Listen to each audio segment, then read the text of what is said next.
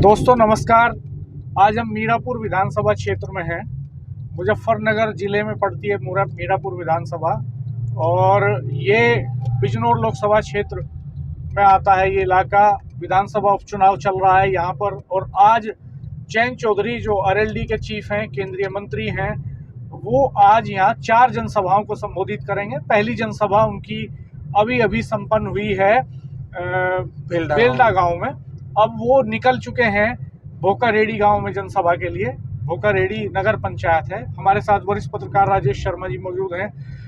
राजेश भाई साहब, जयंत चौधरी ने जो भाषण दिया या जो मंच सज्जा थी या जो वहाँ पे मिथिलेश पाल का जो भाषण था, उसके बारे में आपकी क्या राय है? कौन कौन से मुद्दे उन्होंने उठाए? डॉक्टर साहब, आज उन्होंने वे सब मुद्दे छुए। अभी हम देख रहे हैं जो पिछले लगभग 10 दिन से यहाँ लगातार जो मुद्दे चल रहे हैं, कोई यहाँ सांप्रदायिक सद्भाव की, सांप्रदायिक उन्माद की बात कर रहा है, कोई कुछ बात कर रहा है। और आप देखो, मुझे सबसे, हम लोग बैठे यहाँ देखा हमने, तो जो लोग लगातार बोल रहे हैं, हिंदू मुस्लिम पे बोल रहे हैं, बुढ़ाना में बोल रहे हैं और यहाँ कोई कटाक्ष कर रहे हैं, आज वे नेता मंच पर नजर नहीं आए। या पूर्व मंत्री संजीव बालियान मंच पर नजर नहीं आए, पूर्व विधायक विक्रम सैनी मंच पर नहीं थे। और आप देखो मिथिलेश पाल ने किस तरह लोगों से अपील की, मतलब भावनात्मक अपील की। उसने कहा कि भाई विधानसभा का कार्यकाल 5 साल का होता है।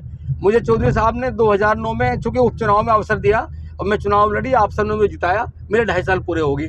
मेरे 2.5 साल बकाया हैं और ये जो बकाया हैं इसने पूरा कराओ 5 साल के लिए। और उन्हें कहा कि भाई चौधरी साहब ने, चूँकि हम लोग गरीब परिवार से हैं और अति पिछड़े वर्ग से हैं, हम पे विश्वास जताया तो हमें भी अच्छा लगा। और जिस तरह की उन्होंने बात करी, यहाँ मिथिलेश पाल ने अपील करी लोगों से, उस पर जयंत चौधरी बहुत खुश हुए। और तमाम जो मंच पे लोग बैठे हुए थे, उन सब ने, किसी ने कोई ऐसी बात नहीं करी जैसे कटोगे या बटोगे के नारे चलते हैं, इस पर कोई बात नहीं करी। और जयंत चौधरी ने जिस तरह सदा हुआ भाषण दिया, और उन्होंने कहा ना उन्होंने अखिलेश यादव पे सिर्फ, चूँकि यहाँ चुनाव सपा भी लड़ रही है, बसपा भी लड़ रही है, आज़ाद समाज पार्टी भी लड़ रही है, लेकिन उन्होंने सिर्फ पीडीए पे कहा। अखिलेश यादव पे भी तब कहा कि जो उन्होंने ट्वीट किया 2 दिन पहले, ट्वीट करके ये कहा कि भाई भाजपा को हार का डर था, इसलिए उन्होंने जो है चुनाव की तिथि बढ़वा ली। हालांकि इन्होंने स्पष्ट कर दिया, इन्होंने कहा कि भाई अगर लोकतंत्र का मतलब है कि तमाम लोग वोट डालने जाएं, गंगा स्नान वेस्ट यूपी का बड़ा पर्व है, अगर वहाँ के लोग वोट डालने नहीं जाएंगे, सीधे चलेंगे हम लोग, अगर वोट डालने नहीं जाएंगे तो फिर कैसा, फिर लोग, इसका मतलब वंचित हो जाएंगे इस लोकतंत्र से। तो लोकतंत्र के पर्व से कोई वंचित ना हो, इसीलिए अनुरोध किया गया। और चूंकि तमाम लोग गंगा स्नान भी जाएंगे, अपना वो पर्व मनाएंगे। उसके बाद में ये बात उन्होंने बड़ी प्रमुखता से कही कि जब हारते हैं तो हारने के बाद कहते हैं कि कहीं ना कहीं ईवीएम मशीन में गड़बड़ी है। मैं चुनाव कई बार हारा, चौधरी साहब कई बार चुनाव हारे, हमने कभी ईवीएम पर सवाल खड़ा नहीं किया। तो और ये भी उन्होंने मार्मिक अपील की, लोगों से कहा कि मिथिलेश पाल उनकी प्रत्याशी नहीं है, वो चौधरी साहब की प्रत्याशी है।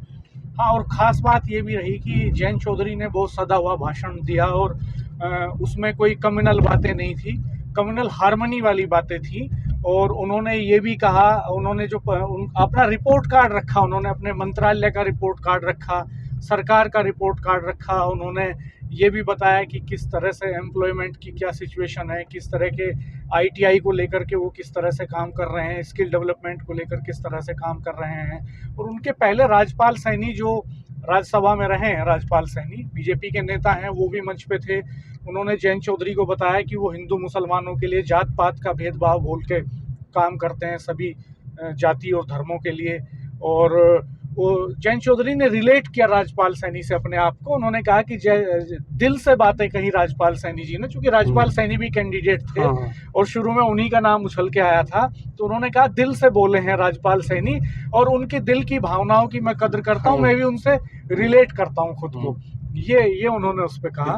तो फिलहाल लगभग 20-25 मिनट का भाषण जयंत चौधरी का यहाँ पे रहा है। अगला उनका जो पड़ाव है वो भोकारेडी में है। भोकारेडी में भी वो नगर पंचायत है, 16,000 की आबादी है इस कस्बे की।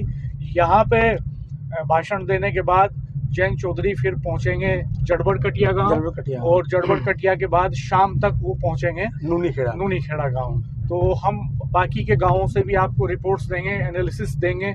जयंत चौधरी के भाषण उनके यूट्यूब चैनल पर लाइव हैं, आप वहां जाकर भी देख सकते हैं। तो हमने ये बेहतर समझा कि हम आपको एनालिटिकल चीज़ें दें, क्योंकि हम एनालिटिकल चीज़ों पे ही ज़्यादा काम करते हैं। बाकी उनके भाषण के कुछ अंश आपको हमारे चैनल पे भी मिलेंगे। चैनल को सब्सक्राइब कीजिएगा, बेल आइकन प्रेस कर दीजिएगा, नोटिफिकेशंस ऑल कर दीजिएगा, वीडियो मित्रों के साथ शेयर कीजिएगा, कमेंट बॉक्स में कमेंट करके बताइएगा कि आपकी क्या राय है, जयंत चौधरी के भाषण को आप किस तरह से देख रहे हैं और आपका नज़रिया क्या है। धन्यवाद, नमस्कार।